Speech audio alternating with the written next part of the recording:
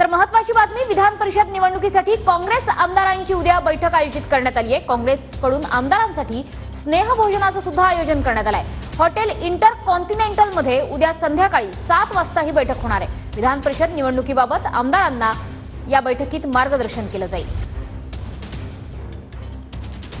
तर सध्या विधान परिषद निवडणुकीसाठी सर्वच पक्षांकडून हॉटेल पॉलिटिक्स केलं जातंय। सर्व पक्षांचे आमदार वेगवेगळ्या हॉटेलमध्ये सध्या थांबतायत। तर काँग्रेसकडून सुद्धा हॉटेल इंटरकॉन्टिनेंटल मध्ये उद्या संध्याकाळी 7 वाजता बैठक होणार आहे।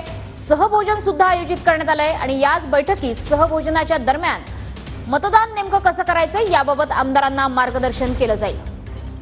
तर काँग्रेसकडून सुद्धा विधान परिषदेसाठी जोरदार फिल्डिंग केली जात असल्याचं बघायला मिळतंय।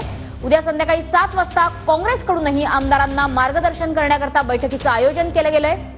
शिंदे गटाकडून सुद्धा हॉटेलमधल्या तब्बल 60 रूम या बुक करण्यात आलेल्या आहेत। प्रत्येक पक्षाकडून हॉटेल पॉलिटिक्स केलं जात आहे। आपापल्या आमदारांना सुरक्षितपणे घोडेबाजार होऊ नये मतांचा याकरता आता हॉटेलमध्ये ठेवण्याचा निर्णय घेतला गेलाय। तर भाजपकडून आपण बघतोय की भाजपचे आमदार हे ताज प्रेसिडेंटमध्ये आहेत। शिवसेना शिंदे गटाचे आमदारांसाठी वांद्र्याचं ताज लँड बुक करण्यात आलंय। अजितदादा गटाच्या आमदारांसाठी फोर सीझन्स किंवा ललितमध्ये व्यवस्था केली जाणार आहे। तर ठाकरे गटाच्या आमदारांसाठी आयटीसी ग्रँड हॉटेल हे बुक करण्यात आलंय। तर आता विधान परिषद निवडणुकीच्या पार्श्वभूमीवर सर्वच पक्षाच्या आमदारांची हॉटेलवारी सुरू झालेली आहे। अजितदादा गटाकडून सुद्धा खबरदारी घेतली जाते। फोर सीझन्स किंवा ललितमध्ये आमदारांची व्यवस्था होणार आहे। ठाकरे गटाच्या आमदारांची व्यवस्था ही आयटीसी ग्रँड हॉटेलमध्ये केली जाते।